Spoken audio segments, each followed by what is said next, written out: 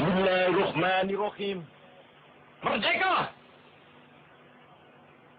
Saudara-saudara, rakyat jelata di seluruh Indonesia, terutama saudara-saudara penduduk kota Surabaya, kita semuanya telah mengetahui bahwa hari ini tentara Inggris telah menyebarkan pamflet-pamflet yang memberikan suatu ancaman kepada kita semua. Kita diwajibkan untuk dalam waktu yang mereka tentukan menyerahkan senjata-senjata yang telah kita rebut dari tangannya tentara Jepang. Mereka telah minta supaya kita datang pada mereka itu dengan mengangkat tangan. Mereka telah minta supaya kita semua datang pada mereka itu dengan membawa bendera putih, tanda bahwa kita menyerah kepada mereka.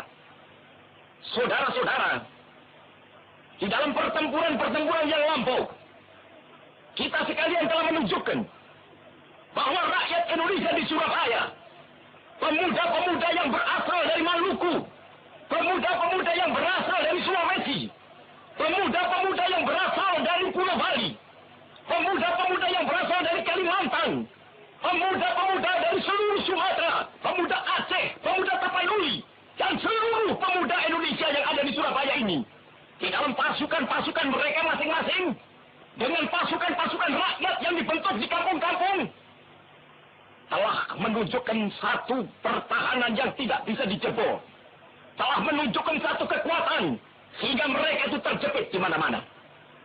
Hanya karena taktik yang licik daripada mereka itu, saudara-saudara, dengan mendatangkan presiden dan pemimpin-pemimpin lainnya ke Surabaya ini, maka kita tunduk untuk memberhentikan pertempuran. Tetapi pada masa itu, mereka telah memperkuat diri. Dan setelah kuat, sekarang inilah keadaannya. Saudara-saudara, kita semuanya, kita bangsa Indonesia yang ada di Surabaya ini, akan menerima tantangan tentara Inggris itu. Dan kalau pimpinan tentara Inggris yang ada di Surabaya ingin mendengarkan jawaban rakyat Indonesia, ingin mendengarkan jawaban seluruh pemuda Indonesia yang ada di Surabaya ini, dengarkanlah ini, tentara Inggris. Ini jawaban kita. Ini jawaban rakyat Surabaya. Ini jawaban pemuda Indonesia kepada kau sekalian. Hei, tentara Inggris, kau menghendaki bahwa kita ini akan membawa bendera putih untuk takluk kepadamu. Kau menyuruh kita mengangkat tangan datang kepadamu. Kau menyuruh kita membawa senjata-senjata yang telah kita rampas dari tentara Jepang untuk diserahkan kepadamu. Tuntutan itu, walaupun kita tahu bahwa kau sekalian akan mengancam kita untuk menggempur kita dengan seluruh kekuatan yang ada, tetapi inilah jawaban kita. Selama banteng-banteng Indonesia masih mempunyai darah merah yang dapat membuat setarik kain putih, merah dan putih, maka selama itu tidak akan kita mau menyerah kepada siapapun juga. Saudara-saudara rakyat Surabaya, siaplah, keadaan genting. Tetapi saya peringatkan sekali lagi, jangan mulai menembak. Baru kalau kita ditembak, maka kita akan ganti menyerang mereka itu. Kita tunjukkan bahwa kita ini adalah benar-benar orang yang ingin merdeka. Dan untuk kita, saudara-saudara, lebih baik kita hancur daripada tidak merdeka, sebelum kita tetap merdeka atau mati. Dan kita yakin, saudara-saudara, pada akhirnya pastilah kemenangan akan jatuh ke tangan kita. Sebab Allah selalu berada di pihak yang benar. Percayalah, saudara-saudara, Tuhan akan melindungi kita sekalian. Allahu Akbar, Allahu Akbar, Allahu Akbar. Merdeka! Assalamualaikum warahmatullahi wabarakatuh. 17 Agustus 1945, bertepatan dengan 9 Ramadan 1364 Hijriah. Tepat pada jam 10 pagi di Jalan Pegangsaan Timur, bangsa Indonesia melalui Soekarno dan Hatta memproklamasikan menjadi sebuah bangsa yang merdeka. Kemerdekaan bangsa Indonesia harus diwujudkan dengan banyak pengorbanan. Tidak terhitung lagi jumlah dan bentuk pengorbanan yang telah dikeluarkan oleh para pejuang. Maka kemerdekaan Indonesia tidak hanya sekadar sebuah cita-cita luhur yang tercapai, namun adalah sebuah gerbang menuju perjuangan yang baru. Kemerdekaan Indonesia tidak bisa dilepaskan dari kekalahan Jepang dalam Perang Asia Timur Raya, atau ada juga yang menyebut sebagai Perang Asia Pasifik.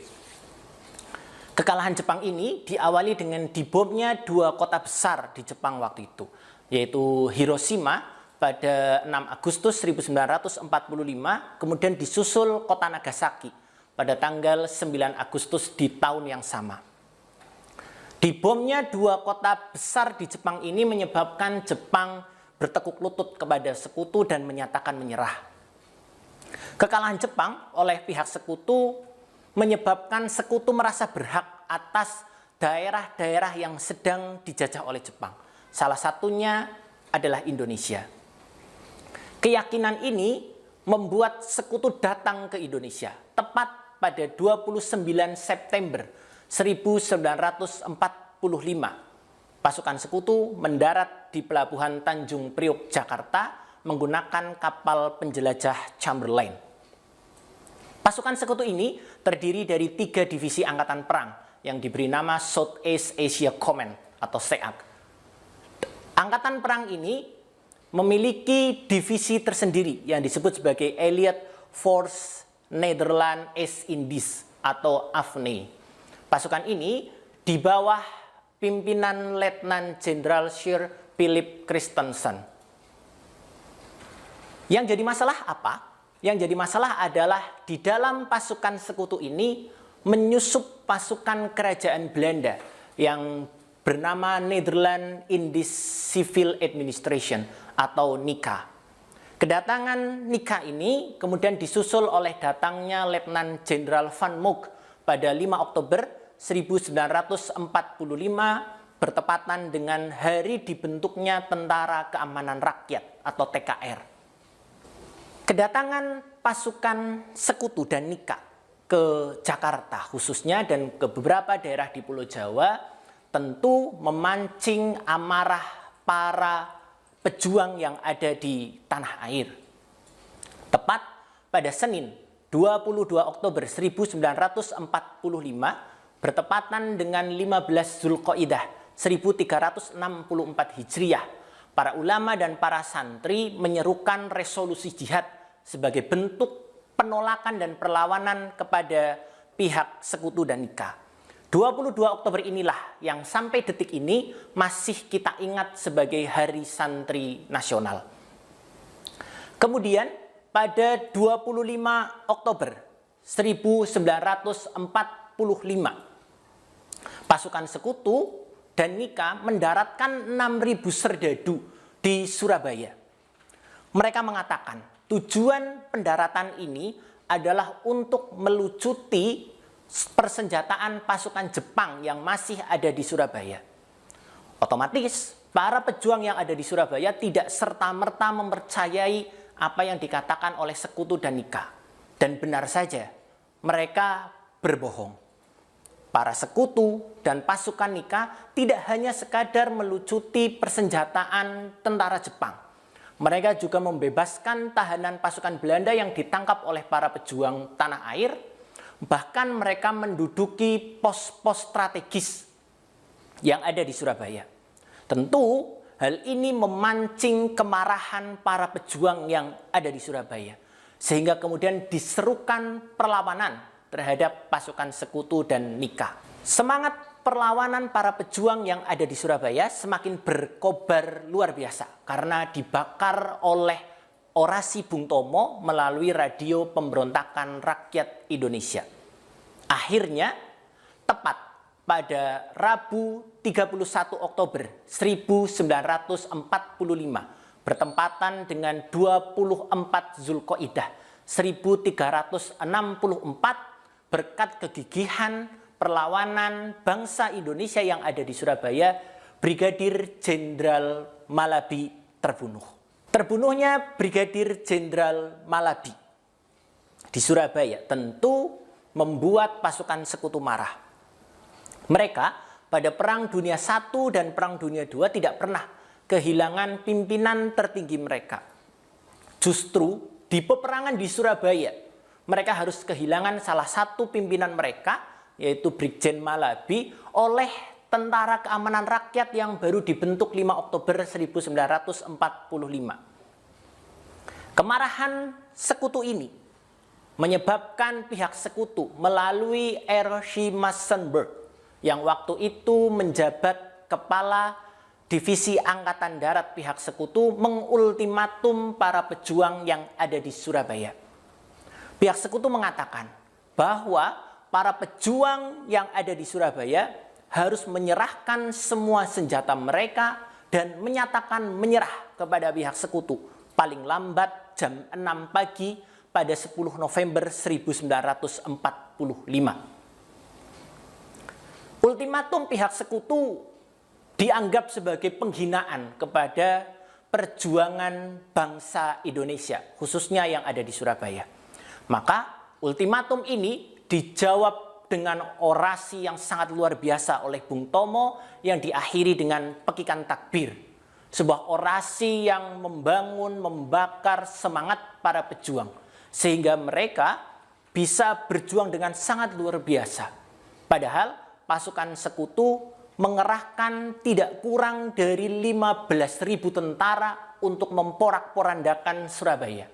Karena mereka menolak untuk menyerah. Selain 15.000 pasukan yang dikerahkan oleh pihak sekutu juga didukung dengan peralatan perang yang sangat canggih. Namun itu semua tidak pernah menyurutkan semangat yang sudah membara di hati rakyat. Pertempuran yang sangat luar biasa akhirnya terjadi pada 10 November 1945. Suatu pertempuran yang kemudian masih kita ingat sampai sekarang sebagai sebuah dokumen sejarah yang tidak boleh kita lupakan. Bahwa pendahulu-pendahulu kita pernah mempertahankan bangsa ini dengan perjuangan yang sangat luar biasa. Pertanyaan penutupnya sekarang adalah, apa yang harus kita lakukan dalam rangka menjaga yang sudah diperjuangkan oleh pejuang-pejuang terdahulu. Satu hal yang harus kita ingat, bahwa para pejuang dahulu berkorban, berjuang, berperang, membela apa yang mereka yakini itu benar, yaitu kemerdekaan bangsa Indonesia. Maka di titik ini, apapun profesi kita, pertama, lakukan kebenaran dalam setiap profesi kita. Bagi yang guru, mengajar anak didiknya dengan benar. Bagi yang supir, mengendarai kendaraannya dengan benar. Bagi yang pedagang, jadilah pedagang yang jujur. Bagi siswa, belajarlah dengan penuh tanggung jawab. Apalagi kalian sekarang belajar di rumah. Lakukan semua kebenaran yang bisa kita lakukan pada posisi di mana kita sekarang berada. Dengan cara itu, kita bisa menjaga, memelihara, dan menghargai apa yang sudah diperjuangkan oleh para pejuang kita terdahulu. Jazakumullah khair. Assalamualaikum warahmatullahi wabarakatuh.